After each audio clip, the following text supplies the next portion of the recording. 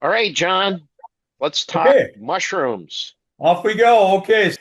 Being an old man of the woods does not require you to have a white beard. However, it seems to work pretty well. So we're going to talk about first of all, some of the other spring mushrooms that you're gonna find during your morel hunts. Um, so anyhow, one of the most striking ones that you're going to run into is these scarlet cups. And they come in several different versions of these. One has a stalk. This one does not have a stalk. They're just very, very striking. They are somewhat related to morels in that they're a cup fungus that shoots their spores and Ascomyceti. So there's the three different versions. One of them's in the Pacific Northwest only, and you see the what the spores are. If you got a microscope, you can find that. So, let's see. How come I went the wrong? Okay, there you go. Another mushroom that very, very likely to run into would be oyster mushrooms, especially being we've had so much rain. So this is the Populinus. They will be growing on um, the poplars, the um, on aspens in particular. And then also there may be other versions, but this strikingly white one usually grows on the aspens, and especially when we've had so much moisture.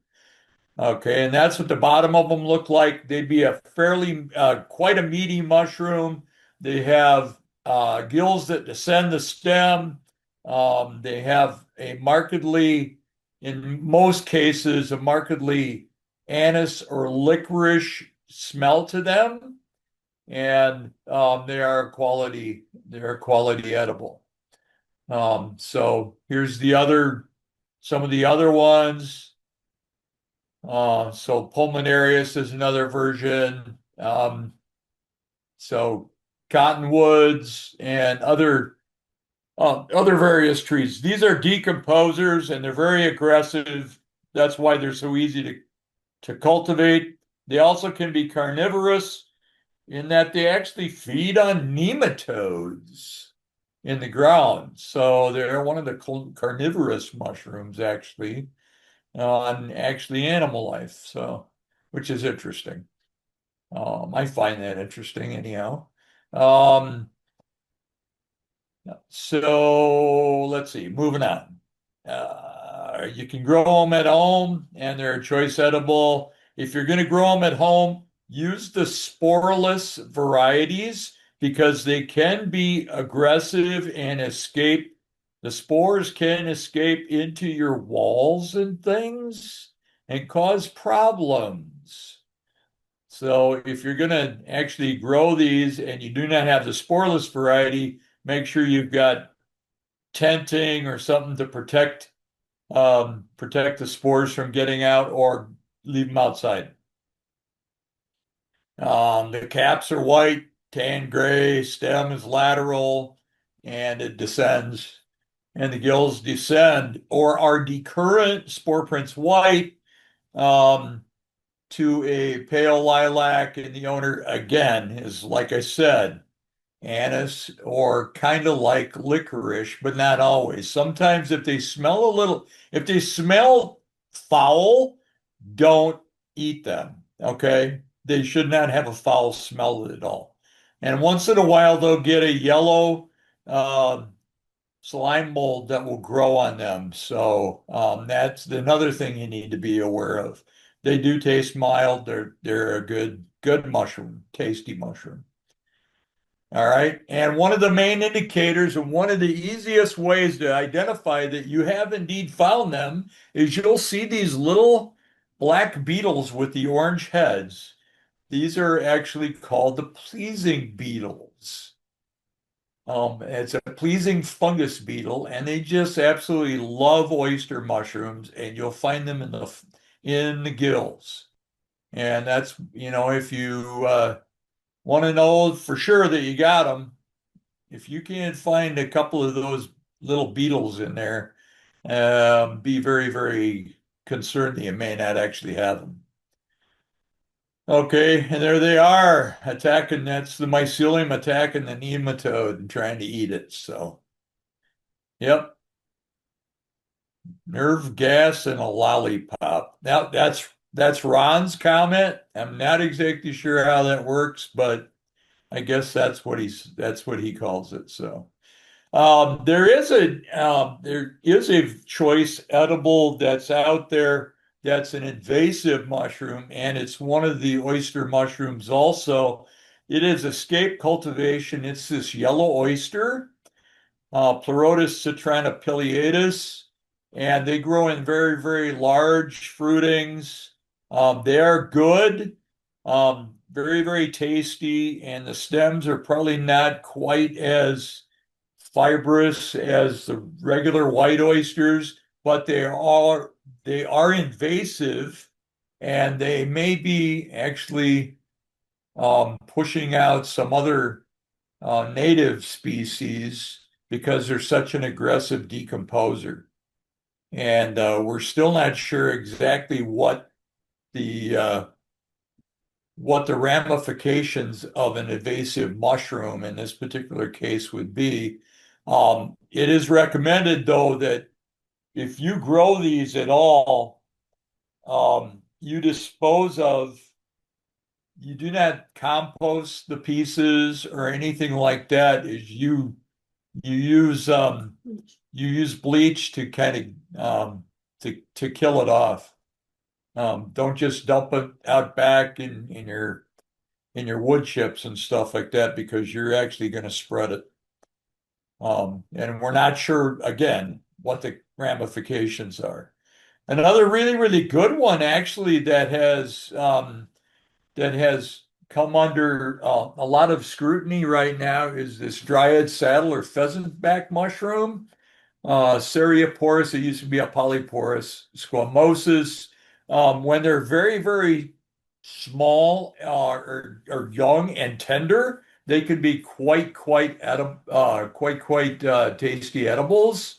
Um, when the pores are extremely, extremely tiny, then that's the best part because these are a polypore. That means many pores. So there'll be all kinds of different, a lot of different pores underneath it. If you cannot slice through it easily with your knife, it's too tough. But they grow on really, really dead elm trees that are too far gone to actually produce any morels by them anymore. They grow on a few other hardwoods, but you can see that very mature pores are on that bottom right-hand corner, and they become very, very pronounced. It's one of the funnest ones to actually teach people about what a polypore mushroom looks like. But when those pores are really, really tight, that's probably when you would look at maybe eating them. So let's see, where did my yeah, and they smell they smell somewhat like cucumber or watermelon rind, and they there's a lot of people say that well they pickle them like pickled watermelon rind, that kind of things. But um, they can be just fried up in a pan. And being a polypore, however, it requires just a little bit extra cooking, slicing them nice and thin. Very nice watermelon scent to them, or cucumber. Another one that we're going to run into is the Craterellus ornella, or the devil's urn. That's another one of the cup fungi similar to the scarlet cups. You'll see these. These are absolutely cup shaped. Um, they they will hold water. So some people will see them and think that they're finding some black trumpets, but they are not because these are not hollow at all. They actually are a cup fungus and an Ascomycete. I do not know anybody that's ever eaten them, but I guess they're not gonna hurt you. But I wouldn't. There's nothing to them, so I wouldn't bother. Here we go. We've got this one called Jeremitra brunea, and that's also one of the common names is elephant ears, and it's one of the false morels that's out at this time. It's actually it's usually a precursor to the morels actually coming up. So you may see these in a hardwood area before you would see the actual morels coming up. So it's a good indicator. They like similar soils, similar conditions, et cetera, et cetera. Um, I'm not even going to I'm not going to comment about the edibility of these because they're an extremely advanced mushroom for and not for a beginner, but they're really, really cool. Um, so it would not be something. The Forager Chef talks about them a great deal. Alan Burgo. So if you wanted to find more information about it, you could go on his website and do some reading. But it's not recommended. I myself have never eaten them, but then there's others that have. Um, and and by they do not taste as good as morels. So just find morels and eat them. But you do need to cook them really, really well. So they're not hollow. They have chambers and pits on the inside of them. And so that's one of the biggest things for indication that it's not definitely not a morel, and it doesn't look like a morel to me. This is another one. This is a veined cup fungus that grows on the ground, and it shoots its spores up into the air, or when rain hits it. Um, and it's loosely related to the morels. It smells a little bit like a morel, um, but it is not it's not something you would ever eat. It's not an edible mushroom, but you'll find it just growing on the ground, especially around cottonwood trees. This is another one that's kind of similar. It's sort of like that elephant ear, except this one does not, and this is called a pig's ear, which is a common name. There's about four other things that are called pig's ears as well. Um, but this one actually has some toxins in it that you have to be aware of. So you would never ever think to eat this. It doesn't look like a morel, so it's good, but it does have some relationship to them. But um, that's another one that you may find growing on the ground. And this is the toxin that you're most concerned about in gyromitras and these dacinas and a couple of other things, is this hydrazine, and it cooks down to a component of rocket fuel. And it's a systemic poison. So it builds up in your flesh and can cause you difficulties years after you've been eating it. So and just to give you some idea, this is what some of the spores look like on the microscope. And these are little common brown cups. These have undergone so many different name changes, Pisiza, Philosopha, et cetera, et cetera. But you'll see a number of these little brown cups, and these again are spore shooters. In fact, oftentimes when you get near them, if you kind of bump them a little bit, all of a sudden it almost looks like smoke is coming up from these guys. So you'll find these growing on the ground. They're decomposers. Um, just a really fun mushroom to find. Just very, very interesting. This slide in particular, this is something that leads into something really, really important that you have to worry about. Um, these are called velvet foot or winter mushrooms. These they have cultivated version called the enoki mushroom that you'll find in grocery stores all the time. But this is what the wild ones look like. The problem with the wild ones is they can be easily mistaken for deadly Galerina. They grow in all the same habitats. They have many of the same characteristics, except for the fact that there's a rusty brown spore print on the deadly Galerina, and these will have a cream-colored spore print. But too many people don't take the time to make sure that they've got a spore print. So this is definitely not something that a beginner would ever want to mess with.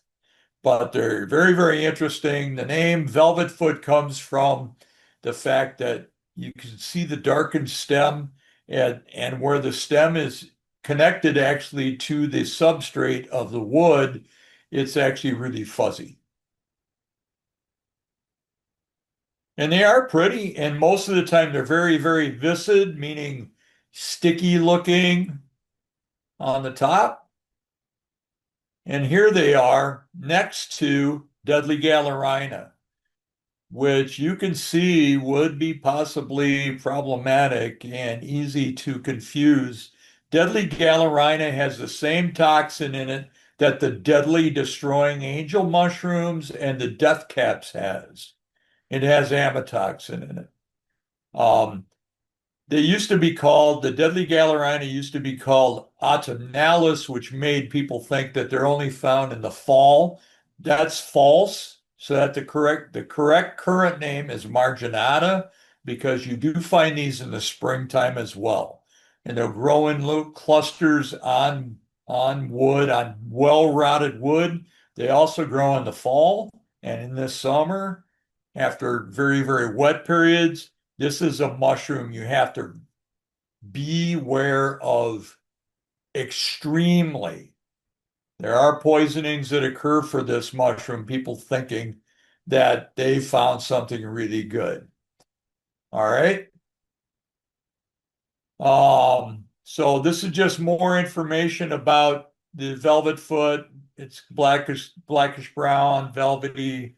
Um, It does not have a ring, whereas Deadly Galerina does have a ring, but the ring may disappear. And the only remnants that you may see is there's a little bit of a tan to rusty spore print left on where the ring was. But the spore print of a velvet foot is white. It's not a beginner's mushroom by any means, not by any means whatsoever. So and again, the deadly Galerina has a brown spore print. So more on spore prints in just a little bit. Here it is. So this is what you do with a spore print. You take um, you take a mushroom, take the cap, cut the stem off, put it down on a piece of paper. I prefer to use two pieces of paper next to each other, one portion white and one portion black, so that the cap is partway over both of them. And then you cover it with a bowl, a cup, or whatever to keep the airflow from hitting it. Otherwise, it's going to swirl it all over the place. And then you wait some period of time for the spore deposit to drop. Okay. Let me go back actually just for a second. So this is a dark spore print out of this particular mushroom, but the color of that spore deposit is mentioned in virtually every quality identification guide. It will talk about that, the color of the spore prints of the spore deposit. And it's very, very important. Spore deposit color does not lie. So that's an important thing you should check into. Here's another one. This has gone through several different names. This is one of the most common mushrooms that you're going to find in the wood. They grow on sticks all over the place. And in the springtime, you see this everywhere. And if you look on the bottom of them, they're just super cool because the pores of the polypore are shaped hexagonally or elongated. They're definitely not just little round holes. They're they're woody, et cetera, et cetera. But if you can't find these in the woods, your woods is dead because these guys are almost everywhere, somewhere at least on a few dead sticks. And there's a couple of different ones that are somewhat similar to this. This one has no stem or maybe just a tiny little stem. And then there's another version that actually has a longer stem, which is called a spring polypore, and it actually looks a lot more like just a regular gilled mushroom. But if you look underneath, it's got those pores. And again, they're in a hexagonal shape. Again, really fibrous and not no one in their right mind would even think to try to eat it. So here's another one that's people, we need to talk about this just really quickly because there's a number of mushrooms that are called inky caps. This is one of the ones that's called the mica inky cap because it has little glistening um, scales that are on the cap that are really hard to see, especially because they wash off really simply. Um, and what happens is that the gills on these guys deliquesce, or they turn to a liquid, and that liquid contains the spores, and that's how the spores are dripped or dropped or deposited below it. Um, so this is one of the ones in particular that people will ask all the time, well, can I eat these? Well, there's some versions of them that actually there's one version that's a quality edible. And it's not typically found in the springtime, and that's the lawyers or the lion the shaggy mane. Um, but it's markedly different from this. But these guys, they are not recommended. In fact, it has a close relative that's actually called, yeah, well, technically, these might be edible when they're really young. Once they start to get any discoloration, they would not be edible. And they have a close relative called the alcohol inky that actually has a naturally occurring chemical in it that's similar to the adibuse that they use for treating alcoholism. So if you eat them and you have had alcohol like a week before or 2 weeks after you eat these, you're gonna throw up. Yeah, you're gonna have almost an instant regurgitation, and it's, yeah, not good. So anyhow, there's a lot of other mushrooms to be found out there, so I'm not sure why you would have to worry about it, but technically they could be edible, but you just can't drink any alcohol. This is another one, Antiloma vernum, which is the early spring pink gill. These gills will tend to get a pinkish color as they mature because the spore print for these guys is pinkish to salmon. And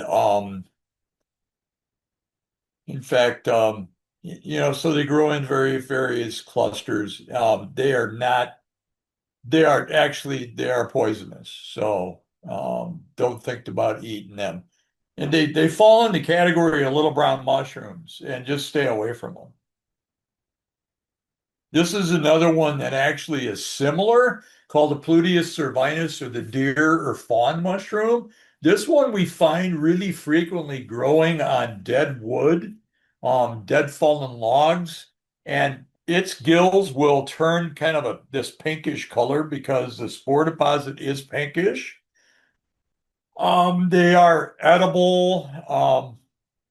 They're not choice. It's not a quality edible, and you have to eliminate a lot of other things before you even think that you're going to try to eat these. So, um, hopefully that kind of gives you an idea. There's not a lot of other spring mushrooms that we're going to run into when you're out there. So now we're going to get into what y'all came for in the first place. Peter, you're on. Well, you're on mute. There we go. Thank you, Only John, when you want for me to advance. Yep. thank you, John, Yep. for sharing that with us. I'm sure some of our newer members are a bit confused and concerned about some of the other ones we shared. Uh, but the truth is we actually find that spring is not really a great mushroom season.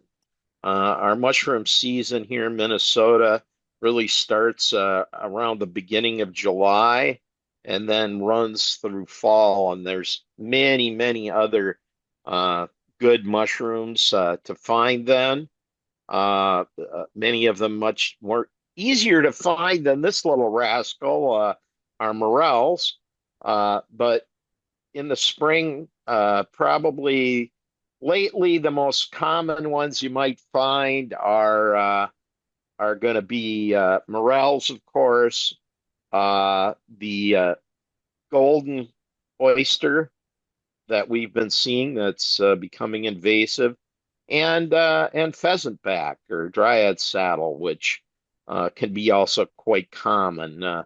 Most of the others that John showed us are much less common. Uh, Gyrometria does grow on occasion.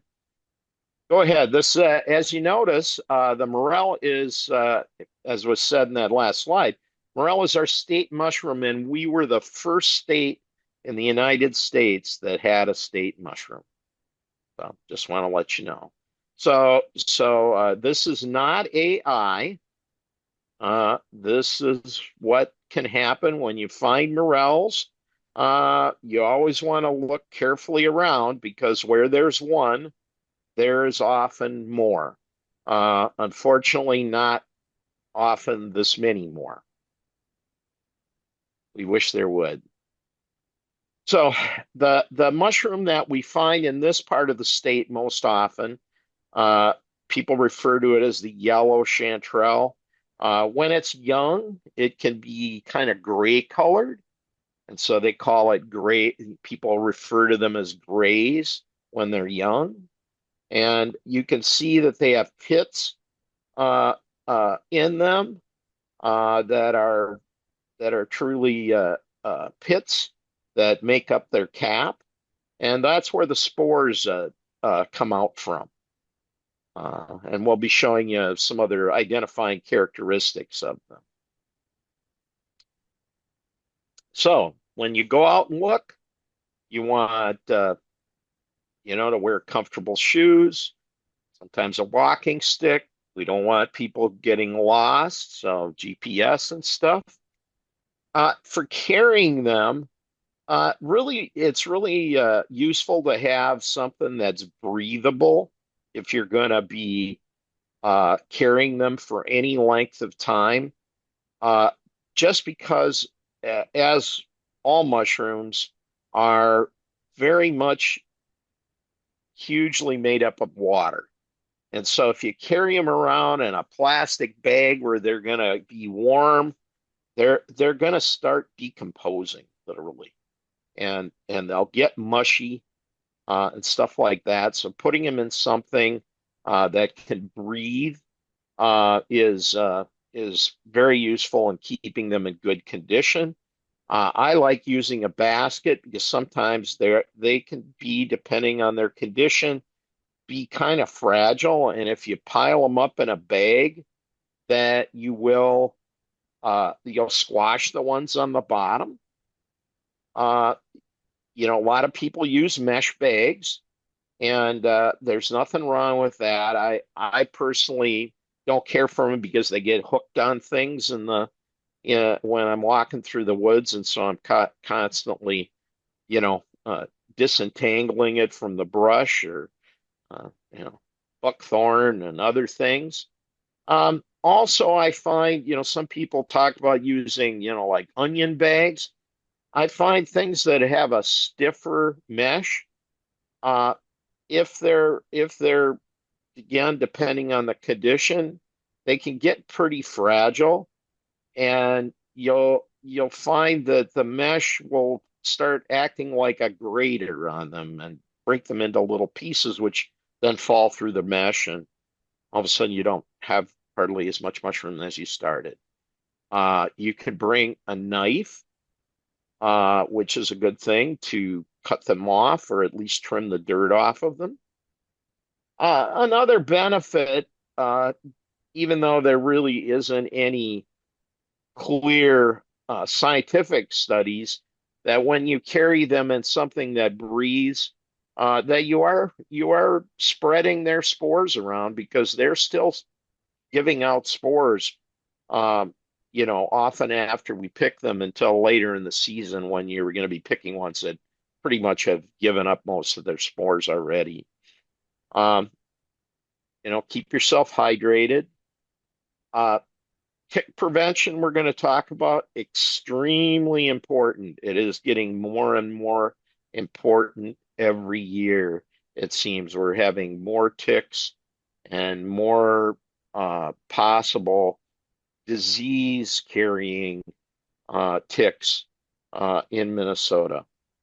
Uh, Binoculars. I know some people that when they see a likely looking tree in the distance, they'll pull out their binoculars and look around the bottom of it with binoculars. So, uh, or look at trees from a car with binoculars. So it's it's one way to do it. Uh, so when you go out, you should the the best product and thing that you can get to protect yourself from ticks is a product that has permethrin in it. And what you want to do is you want to spray your clothing, not you, your clothing and gear, footwear, with a permethrin product. It is also possible to buy pre-treated clothing. Uh, I find that the pre-treated clothing is typically a little light duty for foraging in the woods. It's not going to hold up. But you can get your own clothes treated by the manufacturer by sending it to a company called Insect Shield. And they make some of the pre-treated clothing, but you can send your own clothes in because when you spray your clothes with permethrin, it only lasts perhaps 3 to 6 weeks on your clothes before it needs to be reapplied. You always want to do that reapplication, outside or someplace in the open where it can dry. And you don't want to, spray your clothes and then put them on right away. You spray your clothes and then you let the permethrin dry on them, and then it bonds to the clothing and doesn't, you know, go onto you. Uh, it is generally considered safe for most mammals and stuff. Insects, it is an insecticide. Uh, and one thing, when it's wet, apparently it can be very toxic to cats when it's wet. Once it's dried and bonded to the clothing, it's not the case anymore. You can get your state park pass. Um, you can scout small woodlots in public areas, local parks where picking is allowed, and develop relationships and ask permission with landowners.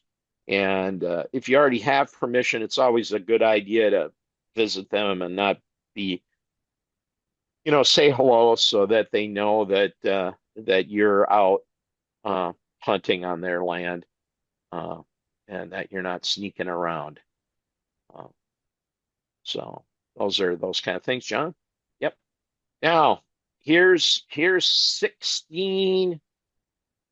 diseases that you can get from a bite of a uh, tick.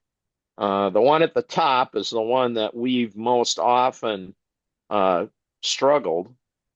Um, so, uh, Lyme's disease um, is a very serious thing. We've had members of the club that have caught Lyme's disease, didn't realize it. It turned into chronic Lyme's disease, and it can be quite disabling and difficult to treat once it reaches that point. And so, messing around with these ticks is something you really need to take seriously.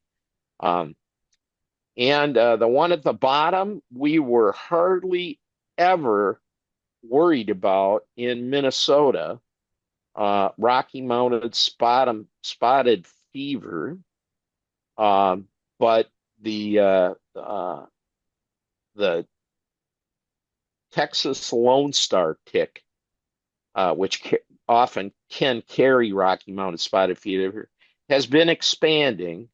And there are, while I personally have never seen one in Minnesota, there have been some cases of Rocky Mountain spotted fever in Minnesota and Wisconsin in the last few years. Not a lot of them. The one in the middle called the bourbon virus, doesn't really go by that name anymore. That was like one of the early names, but this one is interesting, and it is apparently becoming much more common. Uh, it it can be really difficult to diagnose because what it causes your your immune system to become allergic to enzymes in red meat. And so if you eat red meat, several hours later, you will become sick. And and it's and it gets really hard for doctors who are not familiar with it, that because you just say, I keep feeling sick. You don't connect it to what you've been eating. But ultimately, that's what it is. You develop an allergy to an enzyme in red meat, and you can't eat red meat anymore. Anaplasmosis, ehrlichiosis, and those are common too. That sometimes your dogs will get. So here you go. Okay. Check for ticks. So after you go on a hunt, one of the things that's very, very helpful for you to do is actually log your daily activities. You know, mark down where you found some things, where um, where you found indicator plants or morels and stuff like that, or likely trees that still have some life in them. More about that coming up here, but likely trees and likely areas, log all these things, and it's really, really makes a lot of sense for you to do that. Take care of your morels right away when you get home. They're not going to hang in there a ton amount of time. You're going to need to do something with them pretty soon. You're either going to have to put them in the dehydrator, saute and freeze them, or in some way, shape, or form, you're going to have to do something. Peter did mention using a knife. There is a lot of discussion about whether you pinch them off or whether you use a knife. The key is you keep every bit of dirt out of your basket that you possibly can, because you don't want to have to do any extra cleaning once you get these back home. But that's one of the things. And if you pick any morels that are in a really, really sandy area, you're going to have a dickens of a time trying to get that sand out. And then the last thing you need to do is you need to do tick checks. You need to really, really check the ticks, check for ticks. Because again, like Peter says, this is not worth messing around. There's um, and ticks are very, very varied in size. I mean, the one on the right-hand side that's magnified, they're not that big, but they can be quite small. In fact, the nymphs can be more dangerous than actually the adults. And they are very, very small. They could be the size of basically a pinhead.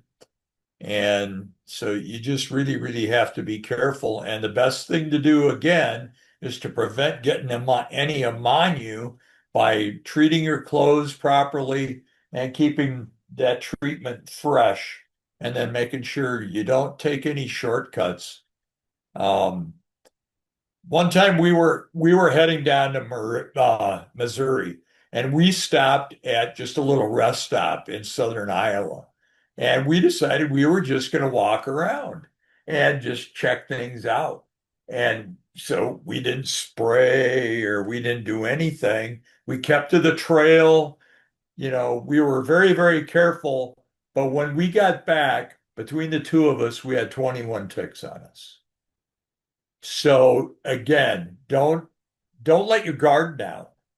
Just be very, very careful. And because it's nothing to mess with. It's really, really bad stuff. So, okay, let's see. Moving on some more. Didn't want to move. Okay. All right. There's the nymphs. That's how tiny those things could be. And engorged adults. Those of you who have dogs, you may have seen one of them engorged like that before. But a nymph, that's so tiny. I mean, that looks like a fruit fly or something. Um, all of them are dangerous. All right, so when do we want to look for morels? Well, we're right here. All right, late April to into early June. The further north you go, the little later it is. Small grays appear first and are oftentimes really, really prolific. You can find lots of them. They seem to get bigger as the season progresses. Whereas at the end of the season, you'll see more morels that are actually often referred to as Bigfoots. Um, and these are all just those morels are just growing during the time. The peak of the season is usually in mid-May, a little bit after Mother's Day, usually, especially down here in the southern half of the state. But again, it could be into early June, and a lot of times it depends on whether it's a north-facing bank or a south-facing bank. The season's about 3 to 5 weeks long if you get a normal season, which we have not had in a lot of years. We've gotten very truncated seasons that began and they were over in what it seemed like in less than a week. So some of the main indicators, and this is phenology. All right, there's certain things that happen every year in nature, every that you can count on. And these are things to really be looking for. Once the lilacs begin to bloom, um, that's a really, really good indicator. When dandelions are beginning to seed, this one, the oak leaves the size of a squirrel's ear. I've often questioned that because I'm not sure what oak leaves are the size of a squirrel's ear by the time the morels are coming. They're usually much larger than that. But the soil temperatures at a 4 inch depth is in the upper 40s to the low 60s. Because that's pretty much what's required. That's about where we are with all of that. We're just waiting for the lilacs to bloom. There's a number of other things that you'll notice. You may notice Jack in the Pulpit or May apples or other indicators, ground covers that are a good indicator in your area where you have a tendency to go look. But these are some of the more reliable ones. Again, I want to talk about this. The traditional thought is to start on warmer south-facing slopes because the temperature of the soil has to rise for the sclerotia to actually put up a fruit body. And then at the end of the season, check out north-facing slopes and shaded areas because they may actually be producing a little bit after the other ones. Chasing the rain, so you need to pay attention to rainfall maps where rains have occurred. You don't want to go immediately after the rain. You want to make sure that you give it a day or a couple of days um, for that to have had some effect. And right now, we're actually looking to maybe transition from what type of trees are going to be the best ones to actually find. But routinely, recently dead or close to dead elm trees have been the best. Back in the heydays in the early 80s and the late 70s, when Dutch elm disease was virtually wiping out many of the beautiful, beautiful elm trees, that was when you could find morels by the bushel baskets. But many of those good trees have perished, and now we're down to smaller trees that are still producing. But this is the classic elm tree shape where it looks sort of like an upside down, or it actually looks like a goblet. Um, and it, that or a wine glass. Um, and this is something that you can scout as the summer goes on and pay attention to as you're driving down the road and seeing trees that have nothing on them anymore. Okay, that they've died. The problem is there are so many trees that are dying from emerald ash borer right now that it's very, very difficult to scout this way because many of the trees that you're going to see that are dead are ash trees. Are morels growing around dead and dying ash trees? Not to any measurable amount that I've been able to determine. So you're still looking for elms primarily, but there's other tree types that actually do a very, very good job. All right. This is what a classic dead, dying elm tree looks like, where the bark is sloughing off. It could be near the road. It could be in a little ways. This would be an area that you'd want to actually really, really look all the way around the base of it. And then there's a couple of other areas under diseased oak trees, poplars, cottonwoods have become extremely, extremely reliable. Giant cottonwood trees. There are some places, some of the parks that we go to, the cottonwood trees are actually the go-to ones. And white ash. So there's a couple of different versions of ash trees, and I have not become very good at telling dead white ash versus a dead green ash or black ash or any of these. But it does it, the literature does mention white ash as a possibility in sumacs, especially dead sumacs, old apple orchards. But you have to be extremely careful in old apple orchards because oftentimes they used arsenic pesticides in those apple orchards, and that arsenic stays in the soil for years and years and years and years, and the morels will actually pick that up in the flesh. There have been instances where people have actually poisoned themselves with arsenic poisoning eating morels from old apple orchards. So you have to be extremely careful. And that's why you need to know the history of the particular place that you are hunting. River bottoms can be very, very good in floodplains, except you have to be careful of the amount of sand and stuff that might be in the mushroom. Because oftentimes a morel will actually grow around bits and pieces of sand.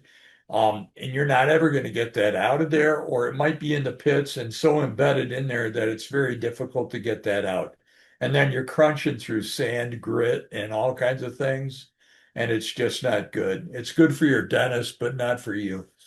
Um, Hey, the John, stirred, yes. we have one question in the chat that says, in terms of apple orchards, is there a way to gain any sort of confidence that the morels that are found in apple orchards are safe?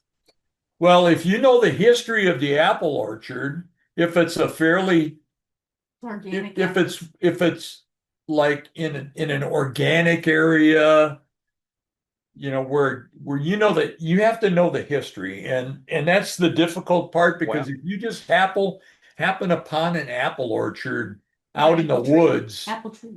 you're not necessarily going to know. But I have friends that their apple trees in their yards have produced morels. So, But they never spray. but they never spray them. They know the history again. They're not using any pesticides like that.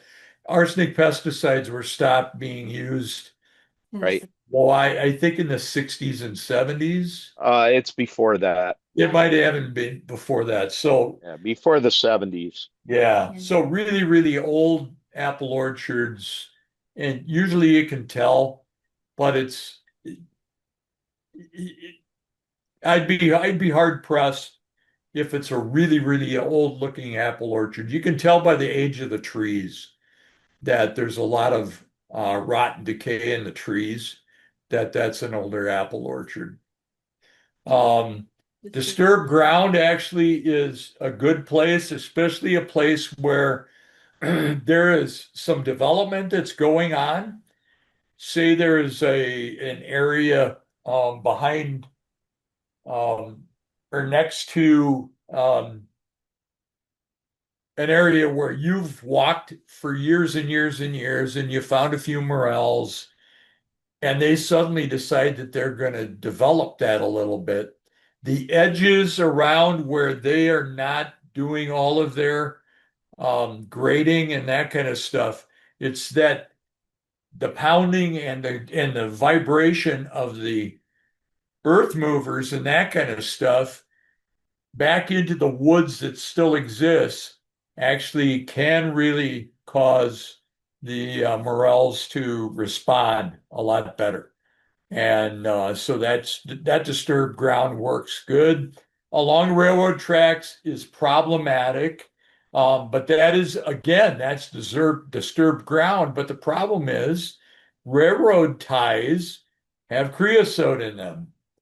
And that creosote leaches into the ground, and then the morels will pick up creosote, and you got creosote in your morels. And creosote is a carcinogen, not something you want to ingest. Landscaping, there are a few different kind of morels that are landscape morels, but not generally speaking. Um, but they may show up in landscapes because an old elm tree may have been taken down there years and years ago, and then a bunch of wood chips were thrown down. And so the actual morels are growing on the root system of the old elm tree that's actually that's decaying away. Conifers and old aspens, that's the black morels. So where there's a lot of aspens and some conifers, the further north you get, that's the black morels. And a black morel is simply, it's a different version of morel, but how you can tell a black morel from a white morel is black morels tend to have darker ridges than the pits, whereas a yellow or a white morel tends to have lighter ridges than the pits, or the same color. They tend to have lighter ridges. Burnt sites in the Midwest is not so much of a thing. They're still doing studies trying to determine whether that that is something that is going to occur or is occurring anywhere, but that's primarily something that you find out west. All right. Peter, you want to take over here for a minute? You're on mute again. Sorry about that. Yep, finding areas to hunt. Now, I want to add a couple things, and we did in this presentation did have some pictures of some black morels. I don't know if they're still in They here, are. but we'll show They some. are. They're coming. Anyway, uh, it is pot, and I have found them in Minnesota, but in only select areas, uh, associating with living white ash trees. I do know people that say they have found dead ash trees. My experience is very rarely. Interestingly, I've seen a number of posts this spring from not this part of the country, further south, where people were finding them growing in association with silver maple on Wow. river bottoms. Hmm. And I've heard of this before, but and I even know somebody here in Minnesota that says their hunting area is strictly maples, and it's along the St. Croix River.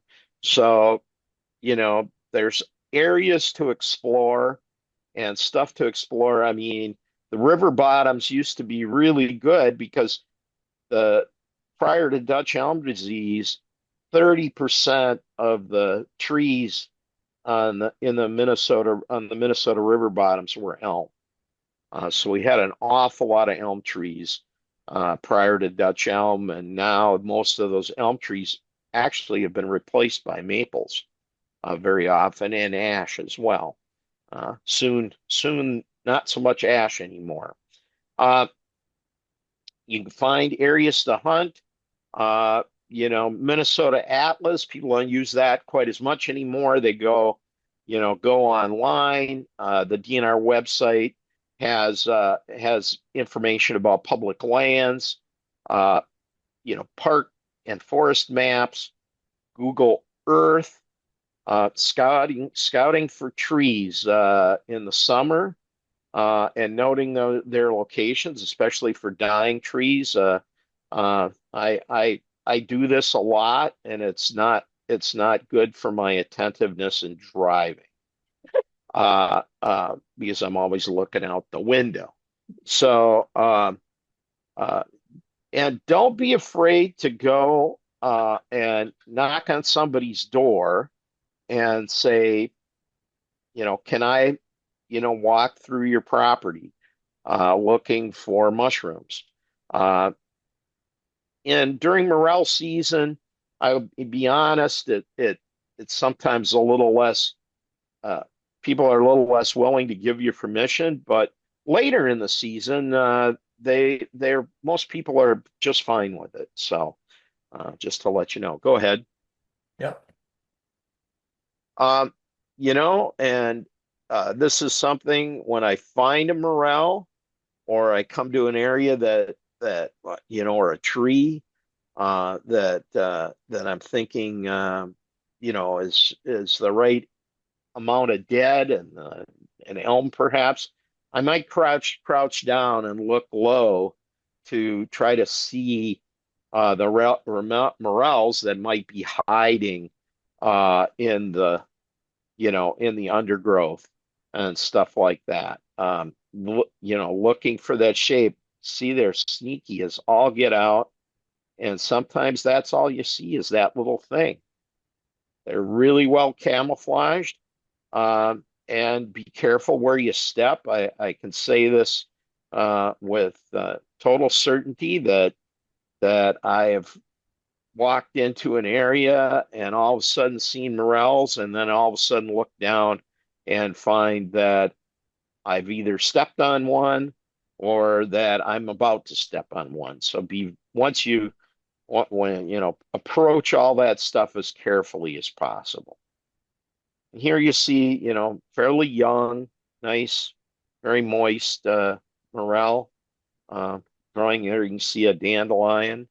Here's a few that have been had the dark area on the top. You just trim away. Usually this is caused by a late frost.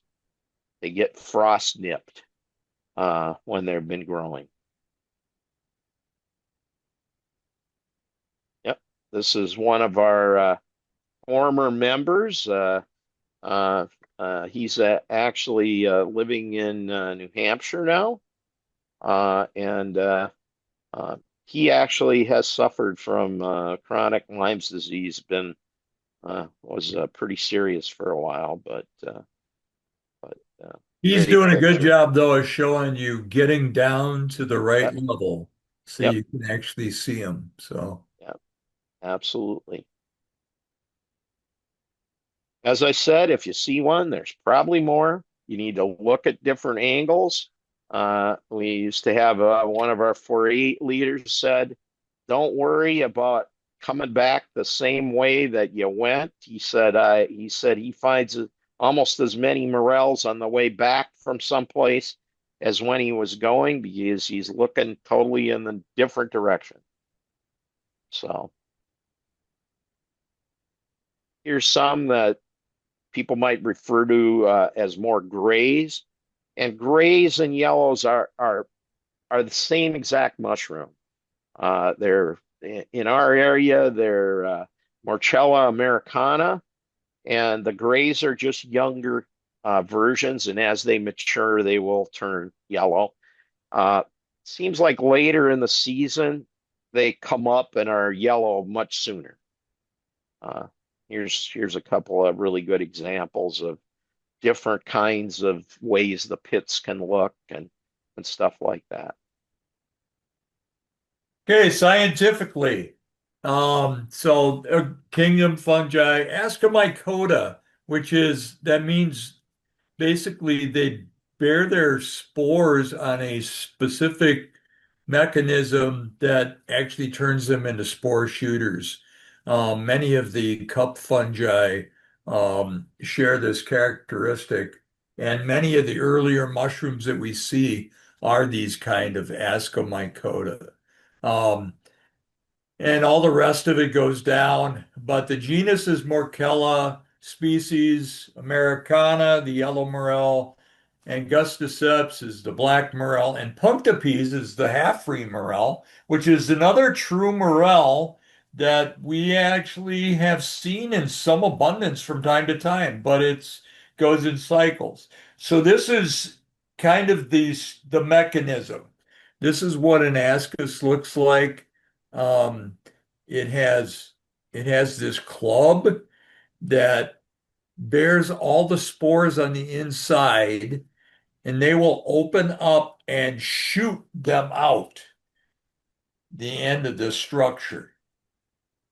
So the entire surface of that Piziza or that brown cup will be covered with these things, and it will shoot them up into the air for them to be discharged and dispersed by the wind. So this is your classic yellow morel, again, the state mushroom. But this is this is the most important part of this. How you can tell that it's a true morel is because it's hollow on the inside. So you may have to cut your mushrooms in half if you're in doubt. We talked about Gyromitra. Does Gyromitra have chambers and other things on the inside? They're not hollow. They're not totally hollow, whereas true morels are actually hollow.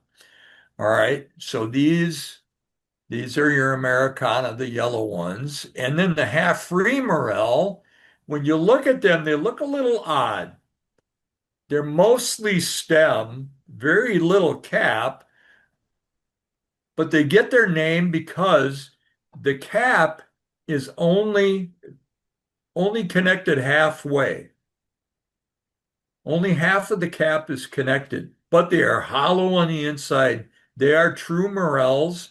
They're they're good to eat. They're fine. But you see, whereas the yellow morel, they were connected, the cap is connected the entire way, virtually almost the entire way to the stem, and the half-free morel was only connected, excuse me, was only connected part way down, halfway down. But they're all hollow on the inside. They're true morels. Then the black morel, here's the one that we were talking about that's actually associated with aspen trees and some pine trees. Peter, did you want to comment on these guys? Yeah, yeah, I will. So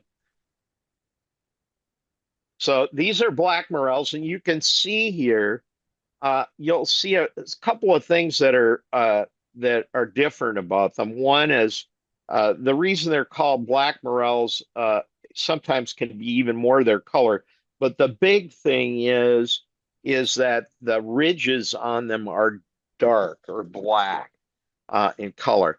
They typically don't get to be quite as large. You can see here on the underside, uh, at the where they're connected to the stem, you may see this little kind of indentation. Um, they don't typically get as large or as solid and heavy as a yellow morel. They're lighter and smaller, more fragile.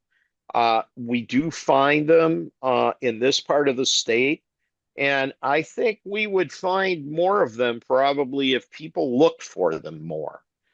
They grow in different habitats than than yellow morels do.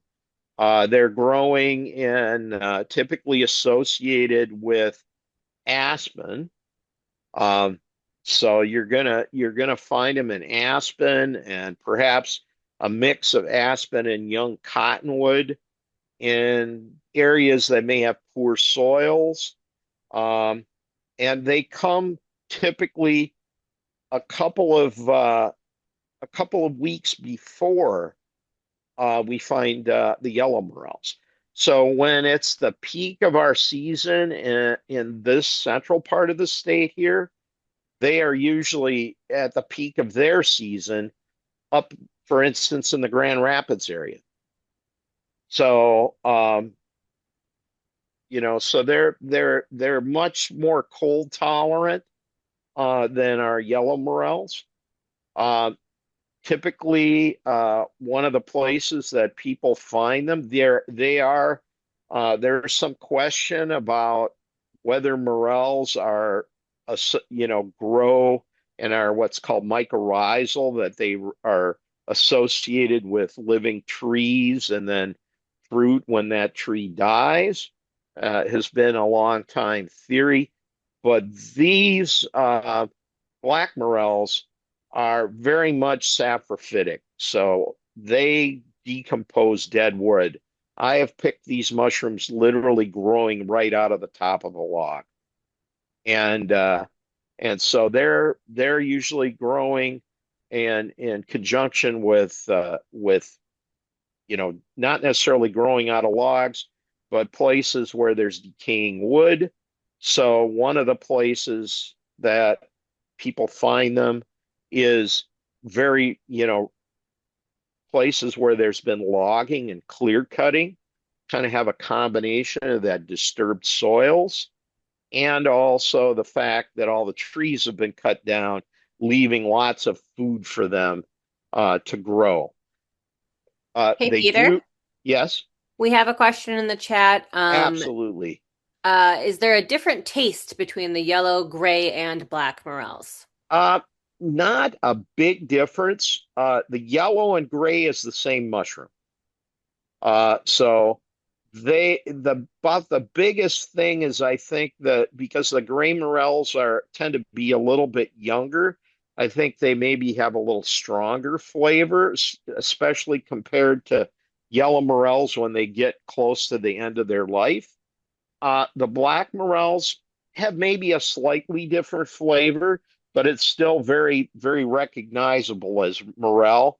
And almost all um, morels that you would purchase, dried morels that you would purchase in the store are black morels that are commercially harvested in the western part of the United States where there's been forest fires. And so that's where the black morels grow profusely the year after a forest fire. So that's a great thing. Black morels are we find them, like I say, where there's been um, clear cuts in northern Minnesota. We also find them in stands of aspen that are, let's say, about the size of your bigger round as your arm, 15 to 20 years old. Is at that point in their time, they are actually the trees are thinning themselves because they've been so crowded. If you've seen a young aspen stand, they call it dog hair aspen because you can't hardly walk through it. They're so thick. And so we get those kind of things. I'm actually looking at the chats, okay, and the half-free morels. Many people eat those without any problem with stomach upset, but it's very important. Somebody very responded that it's really important that you cook morels very thoroughly. They absolutely, I have talked to people and met people that have eaten them raw and very much regretted it. So you really need to make sure you cook them. So that's important. Somebody asked, what's the lifespan of morel? Usually, if they grow undisturbed, and when I say undisturbed, the weather doesn't get too hot and dry, doesn't get, it doesn't get too cold and stuff like that. Usually morels take about uh, uh, 10 days to 2 weeks to mature.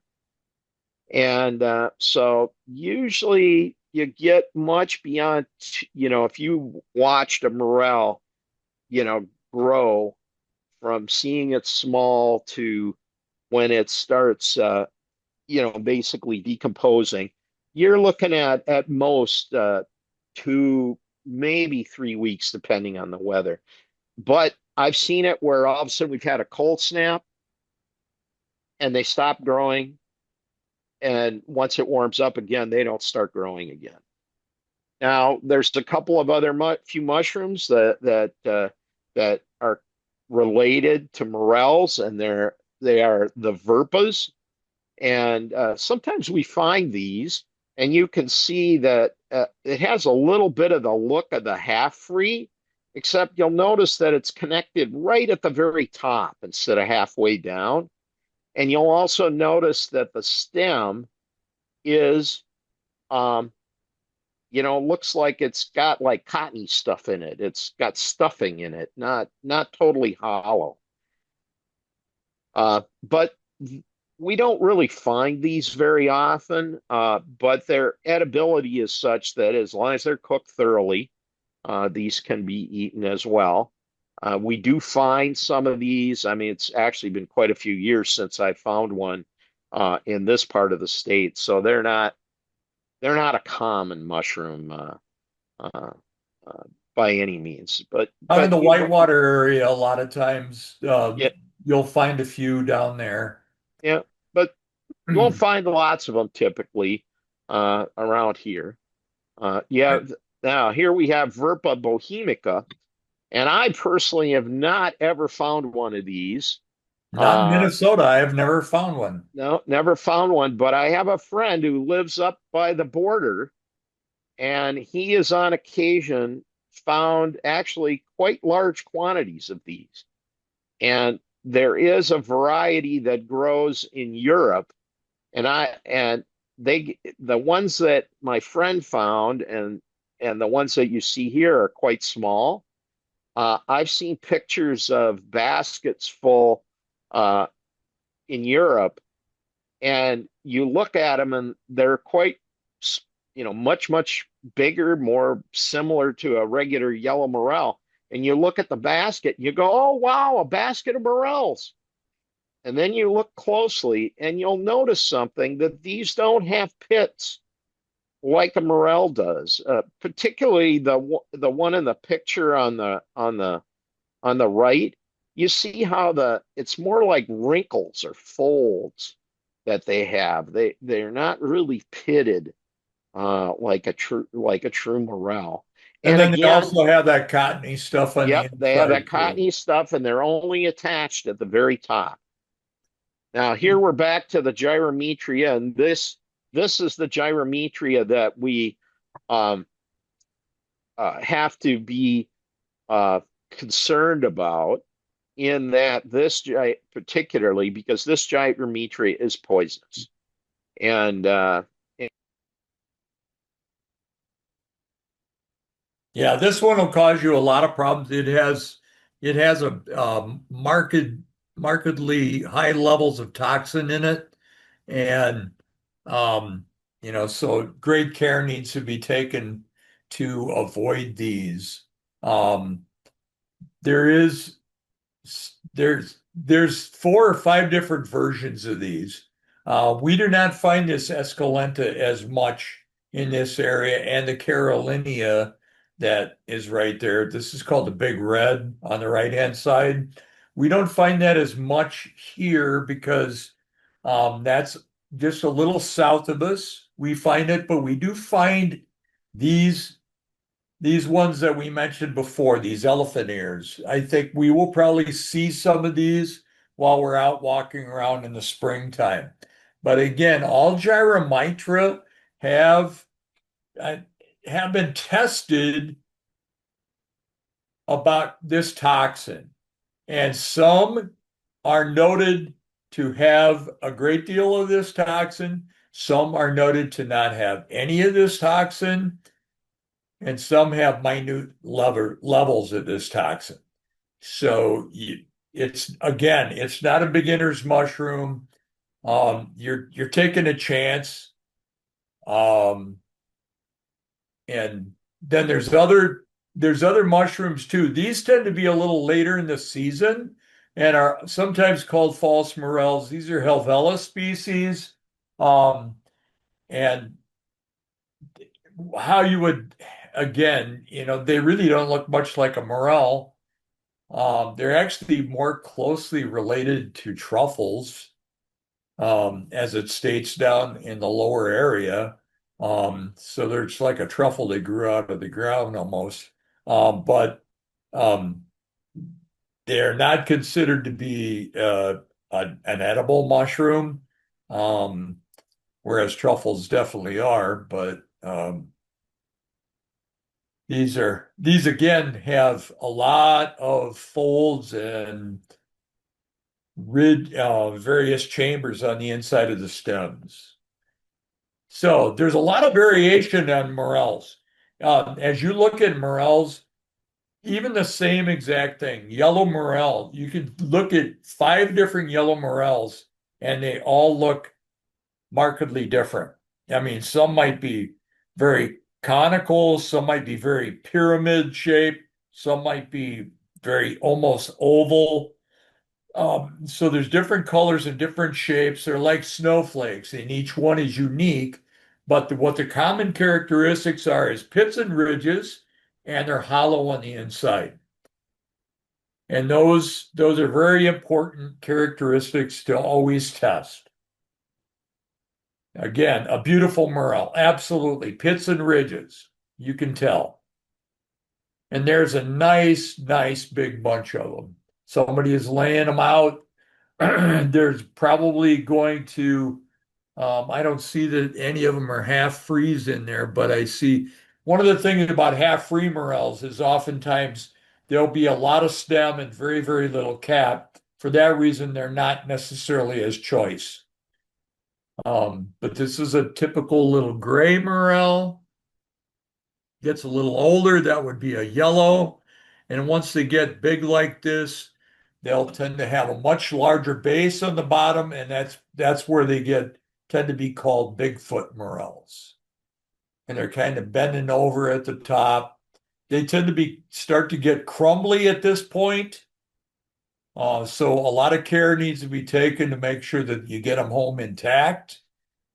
This would probably be about maybe the classic size and a good one. This would be a really, really good gray. The question will often come up, okay, so if I see a really small gray mushroom or morel, should I pick it? Well, my question is this a place where there's a lot of other people that come? Because the next person that sees that is probably going to pick it. But that's a personal choice you need to make. If you have control over that area, then yeah, let it grow a little bit. Let it get to be more like this instead of picking it right away like this. If you have a choice, you can. But if you don't, then you may have to take sterner measures. And see how typically the pits and the ridges will expand as they get older? You see how the pits and ridges are really, really pronounced in this one? And some of these also are markedly more common with bigger ridges and pits when you find them near cottonwood trees or certain other types of trees. But this is like the classic, the yummy, what you would want to find. This would be a couple of really, really nice black morels. Nope, these are black morels. So these are really, really nice in that they tend to be conical. That's the other feature that Peter was going to talk about, is that they tend to be really conical in their shape. And a couple more morel pictures.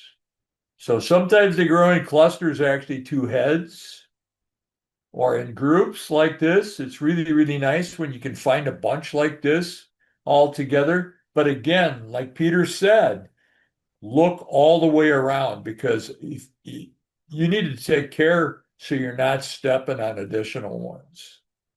And you find groupings like this of 2 or 3 or more, and they'll grow on trails. It seems like they're almost growing like along a line, because they're growing out of the roots of the host tree in a lot of cases.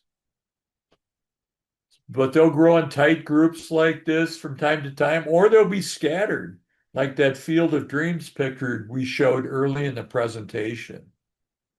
And these ones, again, a nice little group. Oftentimes you'll find them with moss associated with them, but not always. And you see this one, there's one in particular in this picture that has a white, it's like a white mildew on it. And that's exactly what that is. So you can still pick that mushroom and then you trim that out. But that's, as it gets older, it will get a mildew or a mold will start to grow on it, and you would have to clean that. That would be part of your cleaning process.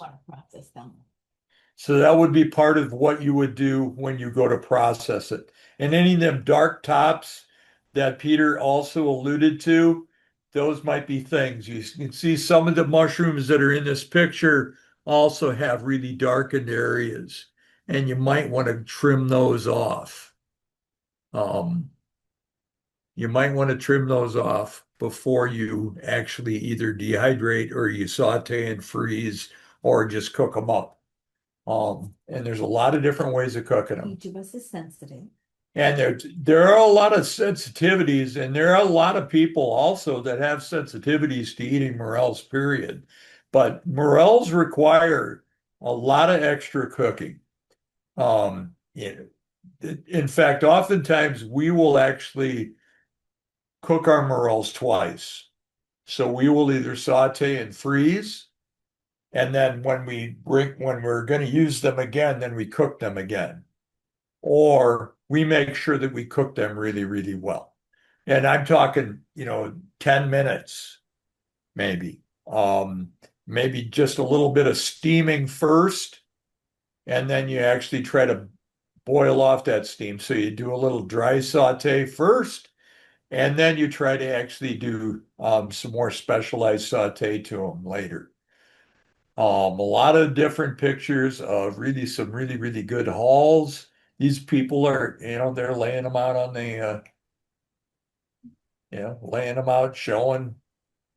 If you've never had them before, just. So, and if you've never had a morel before, again, and this is true of any time you're going to eat a mushroom of any kind for the first time, you want to try just a small amount and see how you respond to it. And then, after a day or so, 24. 24 hours, put the rest of them in the refrigerator, leave them in there. Morels in the refrigerator will stay in there. Do not put them in a closed container. Put them in like a cloth vegetable bag or a mushroom bag, something so that they can breathe on the inside, or leave them in a paper bag so that they can actually breathe. And then they will stay several days in your refrigerator. So after you've had that first little test to see if you're okay with eating your morels, then you can try a little bit larger. A lot of people will get themselves into trouble because they will have butter overload. They will cook them in so much butter that it's not something that they're used to, and that's what actually ends up getting them sick. However, you you do need to be aware and test just a little bit. Peter, are you back on? You want to? I am. I apologize. Okay, we're I've been down to having about some the. connecting. I don't know how long I was talking to myself That's fine. We're down to previously. about the last 7 or Yeah, 8 lines. I add that I've had really good luck keeping, especially morels and their condition when you pick them, affect greatly affect how long they'll keep in the refrigerator. But ones that are really good, I've had really good luck putting them in a bowl and covering them with a damp towel, Yep. and they keep very well, can keep very well like that, especially if they're in excellent condition. When you pick them, they can keep a week or more uh, in uh, in the refrigerator. You can, as drying your morels, stringing them and hanging them up so they get a breeze and a little bit of warm air drying them on screens or mesh, using a food dehydrator. Typically, for mushrooms, I usually put mine on close to the lowest setting. You can put them in a convection oven, uh, very low setting. I mean, my food dehydrator goes down to about 95 degrees. And don't leave them outside overnight. The dew will play heck with them and, uh, really kind of make a mess out of them. So here people are laying them out on some mesh, on propping the mesh up so it's not on the ground, trying to get to dry them that way. It can work very good. I see somebody in the chat mentioning that people need to be aware that it is turkey hunting season. And many of the areas where you might be looking for morels, there can be turkey hunters. So, two things from a safety standpoint, you don't want to be bumping into a turkey hunter. And also, if they're out on the land, they have permission, and um, they don't, we don't want to disturb their turkey hunting either. Turkey hunting is bow. They do hunt them with bows, but more typically shotguns, not rifles. I don't know if it's legal to hunt turkeys with a rifle in Minnesota. And here you can see the world. This is Ron. Our uh, we can You can see that's a pretty small morel. Uh, and Kathleen has actioned, and I'll talk about it here at the end of the presentation about where you can and can't hunt. We did talk about it. Yeah. Large ones. There's some really big ones. Boy, that's a beauty there. This one weighed almost 2 pounds. And it was found in a window well, of all places. And that's the slides.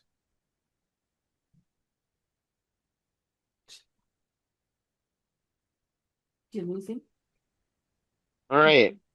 People asked where you're allowed to hunt. So let's talk a little bit about state land. You can hunt on uh, state property. That is state forest. You can mushroom hunt on wildlife management areas. You can hunt in state parks for mushrooms, and state recreation areas, and areas like that are all open to mushroom hunting. You are not supposed to hunt mushrooms on state trails that except perhaps state trails that are inside a state park, I wouldn't think would be a problem. You're pretty much you can hunt on lands that mushroom hunt on lands that are um, that are federal national forests in those areas. There are limitations, bag limits or restrictions in some of and they vary from place to place for the federal wildlife refuges, for instance, along the Mississippi River and Sherburne National Wildlife Refuge, Tamarack National Wildlife Refuge. There are certain limitations depending on the refuge in terms of bag limits, etc. Kathleen mentions the county parks, and county parks have traditionally, particularly in the metro area, Three Rivers Park District does not.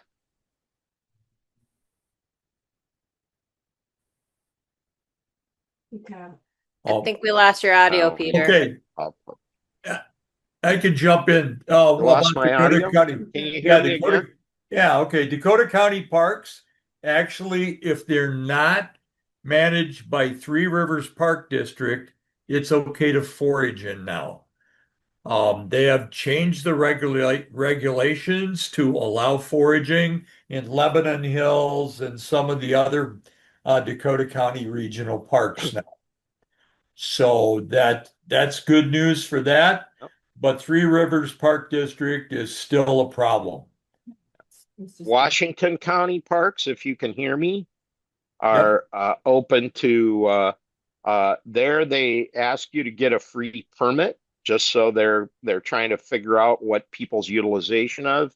Ramsey County parks allow mushroom foraging, as do Anoka County parks. And then you get further out, and it again varies depending on the parks. But the good news is the county parks are beginning to historically county parks whereas basically their rules were you can't do anything. You can't pick up a rock. You can't do anything. And they're slowly here in the last few years, many of the parks like Dakota and Anoka and Washington County have been updating their rules to, have people come and take advantage of foraging opportunities, um, which is uh, which is great. Foraging is particularly mushroom foraging is a sustainable uh, opportunity. We're picking only mushrooms are only the fruit of the mushroom.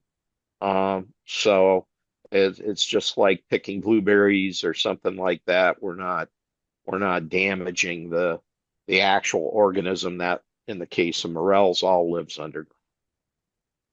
So, as well as when you're picking other mushrooms, you're only picking the fruit. So, any other questions? Well, thank you everybody for joining us tonight for our annual Old Men of the Woods meeting. And we appreciate all of the knowledge that Peter and John shared with us. We hope you'll come and join us again at our next meeting in 2 weeks. We'll have another one on Monday. So same time, same channel. Hope to see you there. Thank you so much for joining us, and happy morel hunting. It's the season.